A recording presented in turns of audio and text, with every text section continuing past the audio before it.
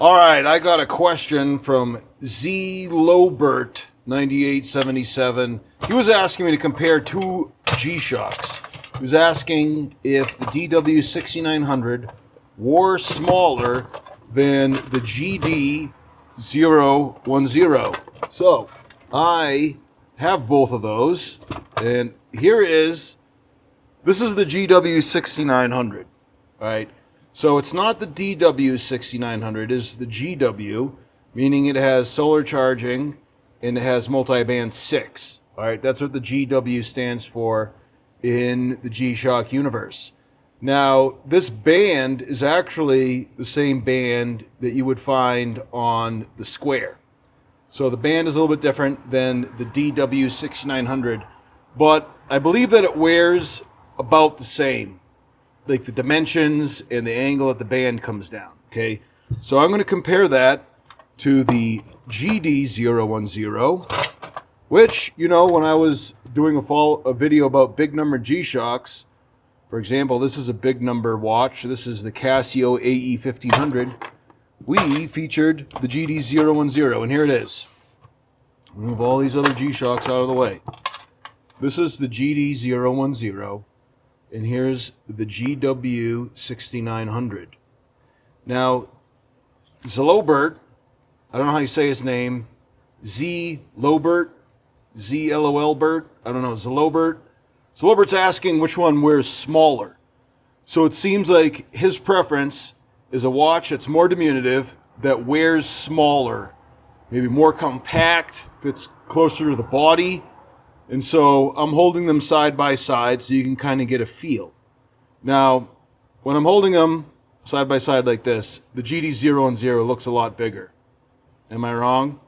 The numbers are bigger, this dial's bigger, right? And then kind of like this lug-to-lug obviously looks bigger on the GD010. So the 6900 looks smaller, right? Now let's look at the profile. And here's where it gets a little weird, because the GW6900 stands a little bit more proud than the GD010, right? Just a little bit more. It's because of this like shrouded area for the light button, right? So you guys can see for yourself, right? Now, one dimension that I talk about all the time is what I call the watch crotch. It's not meant to be a vulgarity. It's just whenever you have like two branches or two legs, the area in between is a crotch. Okay. Now, the watch crotch on the GD010 is bigger than that of the GW6900. Right? In fact, you know, this just drives the point home. Look at that. You can see how much bigger that is. So the GD010 wears wider. It doesn't like feel bigger because it's just that watch crotch. Let me see if I have let me get my measuring tape and I'll show you what I mean. I took my measuring tape out, an entire video, and measured the watch crotch of a bunch of different watches. But you can see the watch crotch here. It's about 2 1/4, maybe 2 3/8 inches, right? And the watch crotch on the GW6900 is closer to 2 inches, right? So the angle that the band comes down is narrower than the GD010. So if you were looking for a watch that wore smaller, it would definitely be the DW6900. Now, again, I just want to remind you that the band is a little bit different. This band with the dimples in these ridges, this is the band that comes off of the Square. So the GW5600 or the GW5610, the GW5000 have a band like this. And I believe that the DW6900, the band is a little bit different. But as far as I know, it's coming off at the same angle. Now, if any of you gentlemen actually own the DW6900 and can hold up your band to the screen and see if it's about the same, let us know in the comments, all right? I don't want to give Zlobert 9877 the incorrect information, but the GW or the GD010 is roomier. It has a roomier feel. Since the band splays out, it feels bigger. The watch is wider, but it's not thicker. Okay, so if you're asking which one wears smaller, because you don't have like big old wrists, you have like normal sized adult male wrists, then this would work out pretty well for you, right? But it does have that meatball effect, since it's a little narrower and it's a little bit thicker. It might feel a little bit more like a meatball. This one is kind of like almost pressed out flat. Okay, let me just hold them side by side again, so you can kind of get a feeling for the size. All right. So if the width off your wrist, if you want like a narrow, because you have it on your wrist. Right now I'm wearing the Mudmaster. This one actually wears, from what I've heard, smaller wristers have gotten a lot of mileage out of this Mudmaster. This is the GWG B1000. It's not as big of proportions as the GWG 2000, and certainly not like the GWG 1000. Those are very big watches. So the GWG B1000, according to small wristers who've checked in the comments on my channel, say that this one fits pretty well, right, in terms of a small wrist. But I wear it sometimes on the last notch, sometimes the second to last notch. Well, let me just show you. So if you're looking at the GW 6900 and you wanted to make sure that it wasn't hanging off the edge of your wrist, the GW 6900 is narrower. So this is like, it's commonly referred to as a lug-to-lug. You take the GD010, you can see that it's wider. Like even on my wrist, you get a little bit of space there. So the GD010 is good if you have a wrist that's like a 2x4. Like the band itself is actually not much longer than most other G-Shock bands. Like the band itself isn't very long, but it can splay out widthwise pretty good. So if you have a skinny wrist, but it's really like wide and like thin, the GD010 would probably work well, I would guess. We had a commenter, Jim Rose, he said that his wrist was like a 2x4, and he thought the GD010 fit well. And my wrist, it's just thick. It's just like round and thick, but you can see that it's still a little bit of space in the corner. All right, so it feels roomy. It feels like flat, wide. In the GW 6900 and by extension the DW 6900 are going to fit more like that classic square dimension. And by square, I'm talking about the classic fit of the like the GW 5000 or whatever they call it, the good old-fashioned square. I actually don't have one. My son is wearing one. I do have the DWH 5600.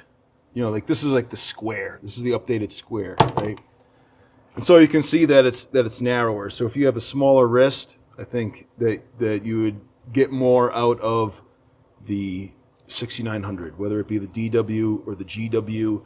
I don't wear this one that often. That's why the time is incorrect, because as I just showed you, it's like barely hanging on, wearing it on the last notch. If I over tighten it, I get on the second notch. But then once I start doing something, I start sweating, my wrist starts swelling. I'm on the last notch, and it really doesn't fit well when it's on that last notch. Like the keeper doesn't really stay on, and then it's just wiggling all over the place. It's too tight. So it's not a very comfortable experience for me as a big wrister. I kind of bought this one by accident. This is a special edition one. What happened was that there was like a lottery. It was like, if you win the lottery, you have a chance to buy this. I was like, oh, I won't win. And so I just entered, and then like I won. It seemed everybody won. Some lottery, like how often do you have a lottery and everybody wins? Well, that's what G-Shock did. I think they were expecting it to sell out. It didn't. I I think that you can still buy it. And this formula on the back is incorrect. That is actually a formula for kinetic energy, not impact. And when you press the light button, I don't know if you can see it, but it gives you the formula for gravity. The formula that they put in there is incorrect because they forgot the gravitational constant. All right? I didn't notice that. One of my viewers wrote that in the comments, and I'm sorry I forgot his name. But he wrote that in the comments. And so I made a note to tell my sons. My two oldest sons are going into engineering school. So I was thinking about giving this to one of them.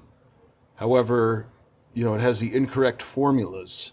And so, you know, I don't know if, like, if you go to engineering school and you have the incorrect formulas engraved on your watch, whether other engineers would, like, bully you. You know, I don't want my sons to be bullied in engineering school, even though they're probably a lot bigger than the other engineering students. You know, like, emotionally bullying them, intellectually bullying them. But anyways, the thing is that this one lives inside of my G-Shock's toolbox now. I still have all the packaging for it. It's a special NASA edition, all right? And so the DW6900 obviously does not have all of these incorrect formulas engraved on them. It's just like a regular old G-Shock watch, right? And it also would not have the solar panel, nor would the DW6900 have multiband 6. This one does have multiband 6, and it does have solar charging. So I do like those features of this watch. I do like its simplicity. I like, you know, it has all the basic functions that you want on a G-Shock watch, right? And then one interesting detail about the design of this watch is that the shroud for the light button covers the time. You know, when you're moving the watch at this angle, well, you can't read the time anymore because this protrusion that protects the light button, and the time is in small numbers at the bottom. So, if you are looking for a watch that does not happen to, the GD010 is one watch where the time is displayed in big numbers in the middle of the screen, and you're going to lose sight of the LCD before anything obscures the actual information on the LCD. So that's one cool thing about the GD010. So I hope that this information is what Zlobert was asking about. You know, he was asking which one were smaller. He wrote a comment on 2 different videos. Obviously wanting to compare the 6900 to the GD010. And I hope that information helps. And if there are any other questions, do not be afraid to ask. I'll try to get to them. There's a bunch of other questions that I have to answer still. Like, one question that we had was whether the screen of this GW9400, the special yellow edition, whether the screen, the LCD screen, is better than the red GW9400. Because this GW9400 is newer. The yellow one is newer than the red GW9400. And so I was like, oh yeah, maybe I'll get my hands on a red one and we'll compare them. Well, that hasn't happened yet. Still on the docket. Someone asked me how accurate the watch is. Like, over a month, does it lose time? This is the ProMaster Land U822. I think the model number is like JV001 or something like that. But he was asking about how accurate it is. So I was like, oh yeah, I'll set the time and then, you know, we'll record it and check back in a month. Still haven't done that. But I plan on doing that. And then I also wanted to compare the Gravity Master with the Mud Master. Okay? Because if you just look at pictures of these online, you might be like, oh, they're pretty much the same watch, but one is $300 and one is $800. You know, is this one really $500 better than that one? Well, I want to make that video. I think that I'll make that video right now, but publish it next week. All right? But, oh, and if Zlobert's still listening and he wants a watch that wears very small, this is the smallest wearing watch that I own. And this is the GD B500. Okay, this watch, very thin. See how thin that is?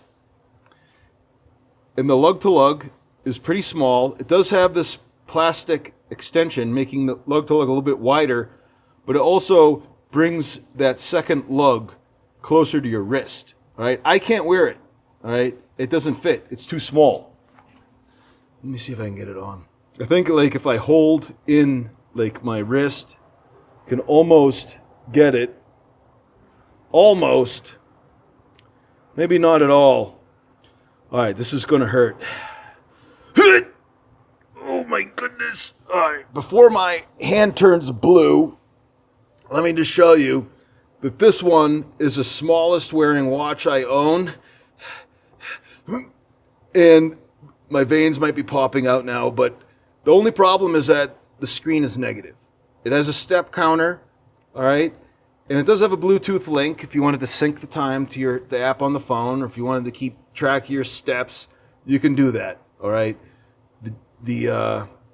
But the band is small, it's narrow, it's a diminutive watch.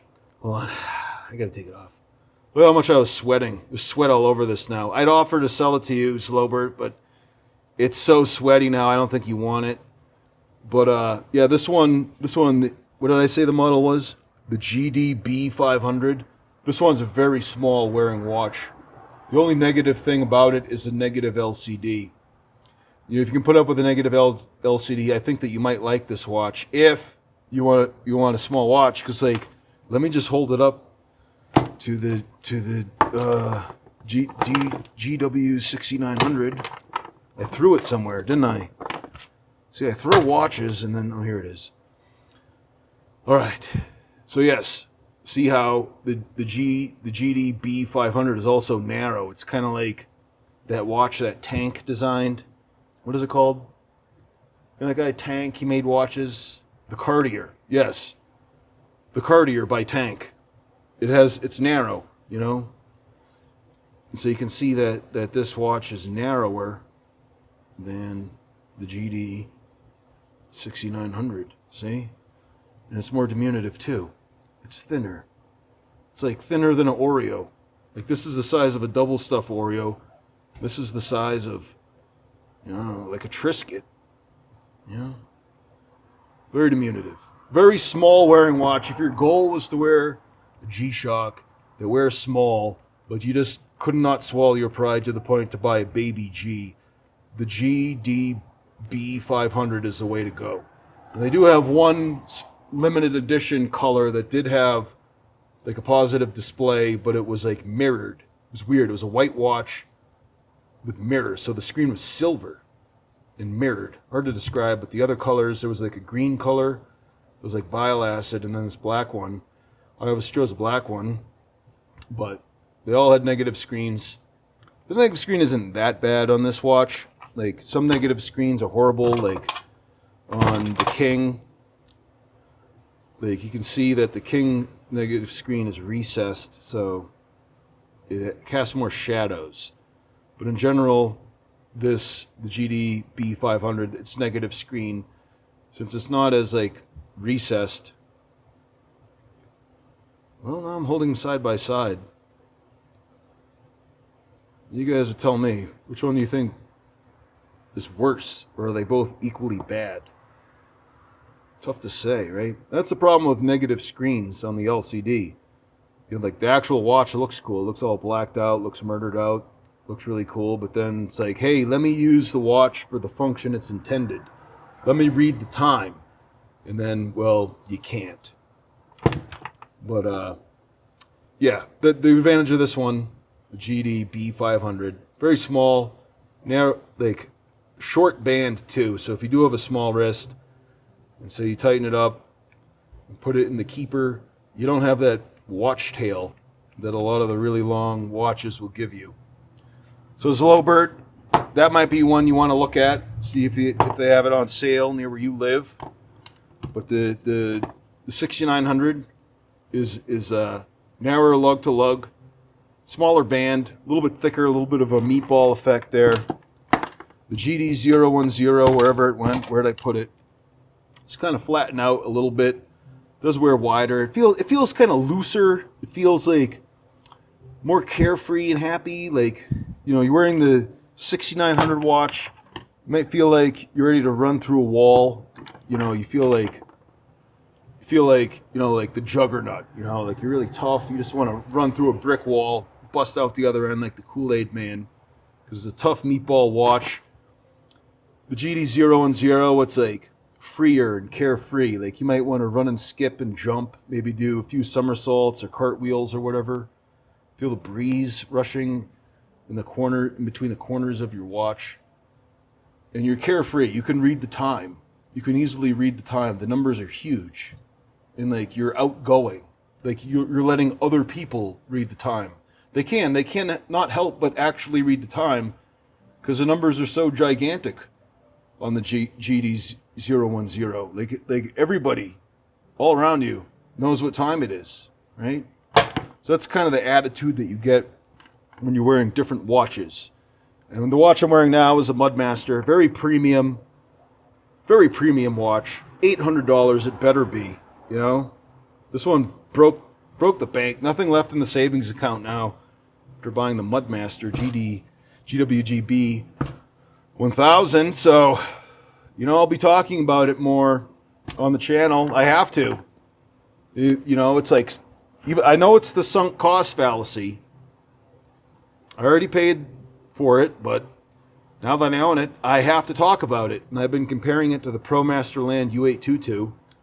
And wouldn't you know, right after buying the Mudmaster, in order to compare it to the ProMaster Land, Philip Lahell jumps in the comments to let me know that Citizen has made another watch that has an analog face with an MIP screen.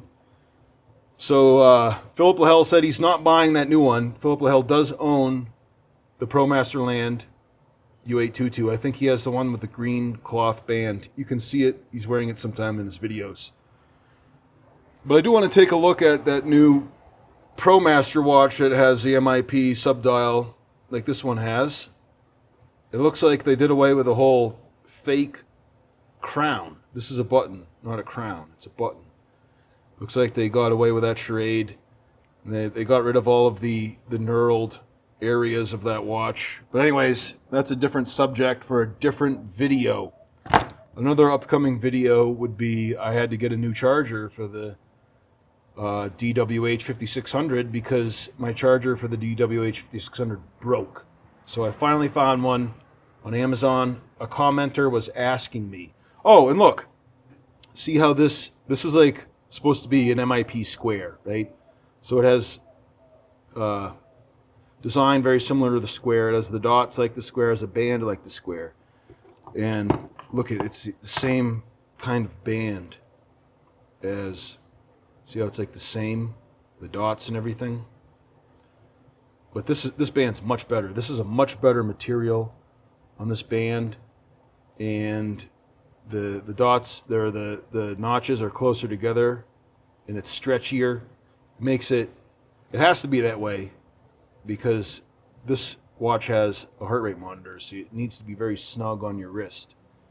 Can you replace them? I don't think so. Some people ask me if you can swap them. This Lug-to-Lug on the DWH 5600 looks wider by a couple millimeters, maybe like 1/8 of an inch. You can kind of see it's wider. I do not think you could swap them. Maybe I'll try, not in this video. That would be crazy. But if I did want to try, I would use this Klein tool set.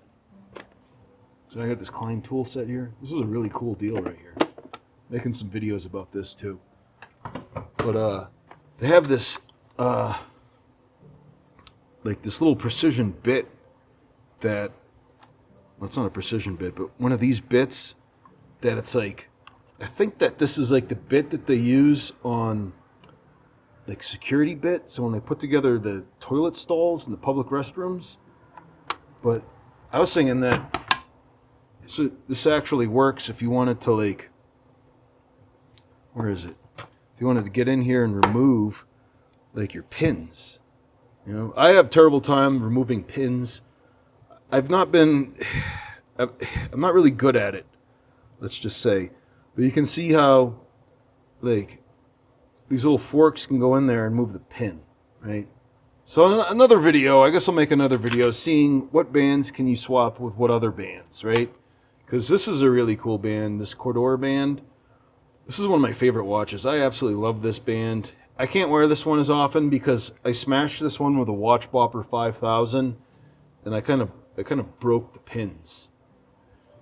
The Watch Bopper 5000, one of my tough testing tools. I smashed this Mudman with a Watch Bopper 5000, and do you guys remember it left a G-Shock imprint? I don't know if you guys can read it, but it says in the plastic, it says G-Shock. You can barely see it now, right there. It says G-Shock backwards because it's smashed into the relief there of the G-Shock on that metal bezel. Gentlemen, Jesus is the way, the truth, and the life. No man comes to the Father except through him. I'm Jim Kincaid. Thanks for watching.